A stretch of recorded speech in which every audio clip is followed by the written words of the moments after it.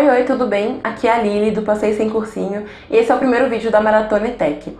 Nesse primeiro vídeo eu vou responder algumas perguntas que me fizeram no vídeo de apresentação da maratona, ok? Eu vou responder as principais dúvidas que eu acho que podem ser dúvidas também de outras pessoas, para que não surjam sempre as mesmas perguntas ao longo da maratona. Então, sem mais delongas, vamos ao que interessa. Bom, a Thalia Vitória, espero ter falado o nome dela corretamente, desculpa se eu falei errado. Ela perguntou se pode levar lanche no dia da prova, e pode sim vir, você pode levar o que você quiser levar, só que eu recomendo que você leve uma coisa leve, por exemplo, um biscoitinho, uma fruta, uma barrinha de cereal, algo assim, para que você não coma uma coisa muito pesada e fique passando mal durante a prova, ok? E leva também uma garrafinha de água, pode levar tranquilamente, para que você não fique saindo durante a prova, porque isso resulta em perda de tempo de prova, e também para que você não fique com sede durante a prova. Então leva uma garrafinha de água e um lanchinho levinho assim, só para você ter uma energia a mais, né, durante a prova, para não fazer a prova morrendo. Então pode sim vir. O César perguntou o que ele tem que levar no dia da prova e quais os temas que mais caem no vestibulinho.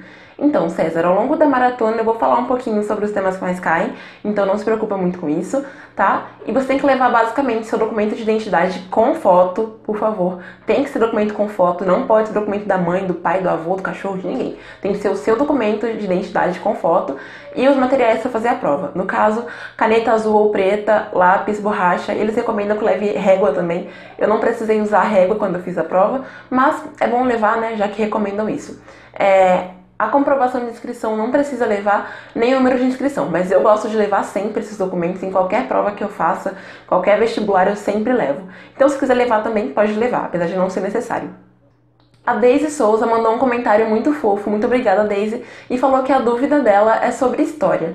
Bom, fica tranquila porque eu vou fazer vídeos aqui ao longo da maratona falando sobre os temas que mais caem, dando algumas diquinhas de história também, porque eu sou apaixonada por história, então é um assunto que eu gosto bastante de falar e que cai bastante no vestibulinho, né? Não apenas como história em si, mas eu costumo colocar conhecimentos gerais, atualidades bem entrelaçados com história. E geralmente o vestibulinho cobra isso. Então não se preocupa que eu vou fazer ao longo da maratona vídeos falando sobre história. A Cindy Gabi perguntou se o tema da prova é liberado antes ou se ela só vai saber no momento da prova. Cindy, o tema você só vai saber no momento da prova mesmo, você vai abrir a prova e a primeira coisa que tem ali depois do seu nome e apresentação falando sobre como tem que fazer a prova, etc, vai ser o tema. Só que assim, não se preocupa muito com isso, tá? Não fica se estressando por causa do tema, porque se você souber dominar bem a interpretação de texto, se você souber os conteúdos que mais caem na prova, etc, você vai conseguir fazer uma prova tranquilamente, sem entender nada sobre o tema. Eu te garanto, a mesma coisa de redação, sabendo fazer, não importa o tema. Então, fica tranquila, foca nos seus estudos mesmo e o tema vai ser uma surpresa pra todo mundo. Então não se preocupa muito com isso, Cindy. O Victor William disse que ele já se inscreveu no vestibulinho, ele se inscreveu para o curso de mecatrônica, porque ele não sabia muito bem o que escolher, e como ele já pagou a taxa de inscrição, ele acha que não dá mais para mudar. E realmente, depois que o pagamento é confirmado, você não pode mais mudar a sua opção de curso, mas se você gosta de exatas, se você gosta de máquinas, etc, você vai gostar de mecatrônica. Até pessoas que não gostam dessa área costumam gostar do curso, porque é um curso bem interessante. Eu confesso que eu, mesmo sendo de humanas, tenho um certo interesse pela área, acho bem bacana, apesar de não levar o menor jeito pra isso. Mas eu tenho uma amiga que também não curte muito essa questão de exatas e máquinas, etc. E ela gostou do curso de mecatrônica. Ela fez numa outra escola técnica, não foi a ETEC, mas ela gostou bastante. Então faz sua prova tranquilo, comece o curso. E se você não gostar do curso, você presta o vestibulinho depois, em uma outra época, e se inscreve num curso que realmente seja a sua grande paixão da sua vida. Ok? Então boa sorte e espero que você goste muito de mecatrônica. A Laís deixou um comentário muito fofinho também, muito obrigada, Laís. E ela perguntou como funcionam as demandas. Bom, então, as demandas basicamente significam a relação entre o número de candidatos e o número de vaga. É que o vestibulinho coloca esse nome demanda, né? Só que outros vestibulares colocam exatamente assim, relação CV, relação candidato-vaga. Então, vamos supor que um curso ele tem 40 vagas e 400 pessoas se inscreveram. Então, a demanda para esse curso vai ser 10, entendeu? 10 pessoas concorrendo a cada vaga. Se um curso tem, por exemplo, 40 vagas e só 40 pessoas se inscreveram, vai ter uma demanda de uma pessoa para cada vaga. Só que nesse caso, geralmente, eles às vezes não fecham turma, etc. E acontecem algumas coisinhas aí. Só que basicamente é isso, a relação entre candidatos e vagas, tá? Não se apegue muito à demanda, não fique com medo se a demanda for muito alta. Eu recomendo que você foque nos seus estudos e deixe a demanda de lado, porque saber a demanda, se ela for muito alta, vai deixar você um pouco mais nervosa. Então, faça a sua prova da melhor maneira possível, dê o seu melhor, que você vai conseguir uma boa pontuação. Eu nem sabia que existia demanda quando eu fiz o vestibulinho do ETEC, pra vocês terem uma noção de como eu era perdida na época. E eu consegui fazer a prova, tirei uma pontuação ótima, passei uma colocação muito boa também. Então, não se apegue muito à demanda, dê o seu melhor nos seus estudos e é isso aí, vai dar tudo certo. A Letícia Santos falou que vai fazer a prova e ela quer saber com quantos pontos ela precisa passar. Então, é aí que entra a questão da demanda, né? A quantidade de acertos varia de acordo com a demanda.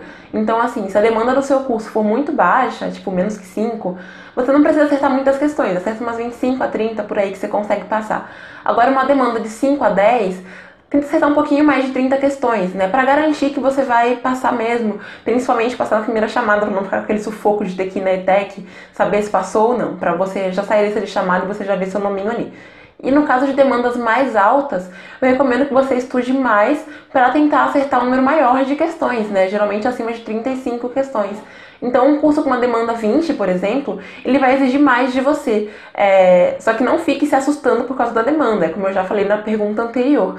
Foque em você, foque nos seus estudos, no seu melhor e dê o seu melhor para você derrubar a concorrência. Não fica pensando em quem é melhor que você, etc. Dê o melhor de si, só isso. A Ana Vitória perguntou como que vai ser no dia da prova, se vai ter uma sala só para meninas, todo mundo começando com a mesma letra, como que vai ser. Então, a sala é misturada, tá? Não é só menina nem só menino. Todo mundo que tiver aquela mesma... os nomes começados com as iniciais parecidas vão fazer a prova na mesma sala. Claro que tem um limite de pessoas por sala, então não vai ser todo mundo, né? Vai ser uma galera aí, mais ou menos... Depende do tamanho da sala. Quando eu fiz, tinha umas 30 e pouquinhas pessoas na sala. E vai ter um lugar para cada pessoa, já com o nome da pessoa, o número de inscrição, etc. Então, vai ter um lugar específico para você e vai ter menino, menina, pessoas de várias idades e que vão prestar a prova para vários cursos. Então, não se preocupe se a sala estiver muito cheia, porque nem todo mundo vai fazer para o mesmo curso que você. Pelo menos no ano que eu fiz era bem misturado, tinha gente que ia fazer para vários cursos diferentes. Então, não se preocupa muito com isso. A Victoria Silva vai prestar o vestibulinho pro ETIM e ela quer saber se pode levar marmita, se eles dão comidas, pode sair para comer, etc. Então, eu soube que algum tempo atrás eles davam sim a comida tudo certinho na ETEC, só que por causa de alguns problemas de verba, né, os alunos acabaram ficando sem comida, pelo menos em algumas ETECs, só que pelo que eu sei, em quase toda ETEC tem micro-ondas, tem cozinha, tudo certinho pra você esquentar a sua marmita, né, pra você levar a sua marmita e esquentar, assim como em faculdade pública. Eu estudei na Unesp e era do mesmo jeito. Geralmente também eles vendem lanche e algumas ETECs, não são todas, algumas ETECs permitem sim que o aluno saia e coma em algum outro lugar, mas isso não é em toda ETEC, gente. Eu conheço pessoas de uma ETEC e nessa ETEC pode, e eu conheço pessoas de uma outra ETEC onde não pode sair. Então eu recomendo que você entre em contato com a ETEC onde você pretende estudar para você já saber disso antes de começarem as aulas, etc. A Maísa perguntou quando em média começam as aulas, e assim, o vestibulinho não liberou ainda o dia do início das aulas, né, do primeiro semestre de 2017, só que como a terceira chamada vai ser liberada na última semana de janeiro, eu acredito que as aulas comecem na primeira semana de fevereiro, no máximo na segunda semana de fevereiro. Mas Maísa, pode ficar tranquila que eu vou vir aqui no canal falar quando as aulas começarem, etc, materiais assim que geralmente são necessários, essas coisas do tipo, tá bom? Então não se preocupa muito com isso não. A Má Santos perguntou como funciona a classificação. Então, Má, a classificação funciona de acordo com a quantidade de acertos e eles também levam em conta os critérios de acréscimo e os critérios de desempate. Então, assim, algumas questões, caso você faça a mesma pontuação exata que uma outra pessoa, elas acabam desempatando. Então, as questões que são usadas como os principais critérios de acréscimo, elas vão definir se você vai conseguir uma posição melhor ou pior do que uma outra pessoa que fez a mesma pontuação que você. Por isso que às vezes você acerta, sei lá, 44 questões e uma outra pessoa também acertou 44 questões, aí essa pessoa fica em primeiro lugar e você fica em segundo. É porque essa pessoa provavelmente acertou questões que eram critérios principais de acréscimo, de desempate, desculpa. E eles também levam em conta os critérios de acréscimo, tá? Então se você acertou 30 questões e você tem direito a 10% de acréscimo, sua pontuação vai subir para 33. Então você vai passar na frente de pessoas que estavam com 30 pontos e que não tinham critério de acréscimo, ok? A Milene já tentou fazer o ETIM, só que ela não passou e esse ano ela vai fazer o vestibulinho para o curso técnico somente. E ela quer saber se a prova é igual. Sim, Milene, a prova é igual, as únicas provas diferentes são para quem vai fazer curso para acesso às vagas remanescentes ou cursos de especialização, se eu não me engano. São modalidades diferentes, né? Só que o ETIM, o ensino médio e o curso técnico padrão, eles fazem a mesma prova, ok? E ela perguntou também se a demanda 3 é muito alta, e não, a demanda é bem baixa, por sinal. Geralmente as demandas de curso técnico são mais baixas que as demandas para ETIM, então a demanda 3 é bem baixa. É uma demanda que com cerca de 30 acertos ou até um pouco menos, principalmente se você tiver acesso aos acréscimos, é uma demanda fácil de você conseguir passar. Então boa sorte, Milene, espero que os vídeos te ajudem muito para que você consiga a sua vaga no curso que você deseja fazer. O Diego Mendes está no último ano do ensino fundamental, o 9º ano, e ele quer saber se ele pode prestar o vestibulinho já para esse semestre. E pode sim, Diego, você deve prestar para esse semestre se você pretende entrar no ETIM ou no ensino médio, ok? São as modalidades de curso que você pode fazer, tanto o ETIM quanto o ensino médio. Porém, se você quiser fazer somente um curso técnico, você só vai poder quando você estiver no 2º ano do ensino médio. A Ariane falou que ela tá com um pouquinho de medo da prova e que ela acha que os vídeos vão ajudar bastante. Então, Ari, eu espero de verdade que os vídeos te ajudem muito e fica tranquila, não fica com medo da prova, porque não é uma prova tão difícil. As pessoas que fazem a prova tranquilamente, elas geralmente têm uma nota melhor do que as pessoas que fazem a prova morrendo de nervoso. Então tenta controlar seu medo e sua ansiedade para que você tenha um resultado ainda melhor, tá bom? O Alisson Mendes já prestou o vestibulinho uma vez, ele ficou com a pontuação de 37,5 e ele não foi chamado, e ele gostaria de saber se ele foi mal. Então, Alisson, você não foi mal, você foi muito bem até no vestibulinho, né? Principalmente se você prestou para ensino médio, porque sempre cai alguma coisa na prova que as pessoas não aprendem no ensino fundamental, pelo menos na escola pública não aprendem, eu falo por experiência própria. Então, 37,5 é uma pontuação muito boa. Só que, às vezes, o seu curso era muito concorrido e as pessoas que fizeram a prova tinham se preparado mais que você ou estavam mais calmas que você. Então é por isso que eu falo que é tão importante se preparar bem para a prova e manter a calma, manter a tranquilidade para que você faça uma prova bem, para que você não se confunda nas questões, para que você não passe nada errado pro gabarito, tá bom? Então você não foi mal, você foi bem na prova. E se você prestar o vestibulinho de novo, principalmente se for para um curso menos concorrido, desculpa, você pode manter essa média de acertos que você passa. Agora, se for para um curso tão concorrido quanto o primeiro, ou até mais concorrido, eu recomendo que você estude um pouquinho mais e tente principalmente controlar o seu nervosismo para que você faça uma boa prova, ok? E outra dúvida que muita gente tem, mas muita gente mesmo, é sobre as listas de chamada, né? Tem gente que passa no vestibulinho e acaba não sabendo que passou, porque não viu seu nome na primeira lista de chamada. E assim, gente, existem 3 listas oficiais de chamada, tá? E algumas até que fazem algumas listas a mais. Funciona assim, a primeira lista é aquela onde estarão os 40 primeiros ou 35 primeiros, enfim, os primeiros colocados, tá? Então, se o curso tem 30 vagas, serão os 30 primeiros. Se o curso tem 40 vagas, serão os 40 primeiros e assim por diante. Então, você precisa ficar atento, né? Caso você não tenha passado na primeira chamada, e se o seu nome estiver ali entre 41, 42, 43, para ver se você não vai entrar na segunda chamada ou na terceira, ou em qualquer outra chamada, caso a ETEC faça isso. Por que tem segunda chamada? Bom, a segunda chamada é para quem não foi chamado na primeira chamada, porque nem todo mundo que passou na primeira chamada vai fazer matrícula. E tem algumas pessoas que vão fazer matrícula, mas esquecem o documento e não vão depois de novo, então perdem a chance de se matricularem na ETEC. E aí essas vagas que sobram para que fechem a turma, eles oferecem para as próximas pessoas. Isso é a segunda chamada. Aí, caso na segunda chamada algumas pessoas também não tenham se matriculado, sobrarão mais algumas vagas, certo? Certo. Então eles vão chamar mais pessoas, e aí vai ser a terceira chamada.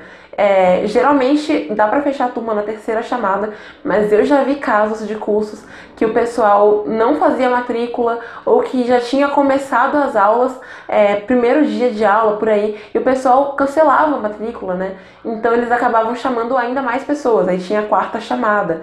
Então fica de olho, porque só a primeira chamada sai no site oficial do vestibulinho, mas todas as outras, né, a segunda, a terceira, e em caso de algumas ETECs tem mais chamadas, elas saem só na própria ETEC. Então é muito importante que você veja os dias que vão sair as próximas chamadas.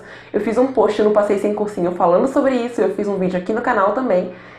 para que você vá até a ETEC e veja se o seu nome está na lista da segunda chamada, na terceira e assim por diante, tá bom?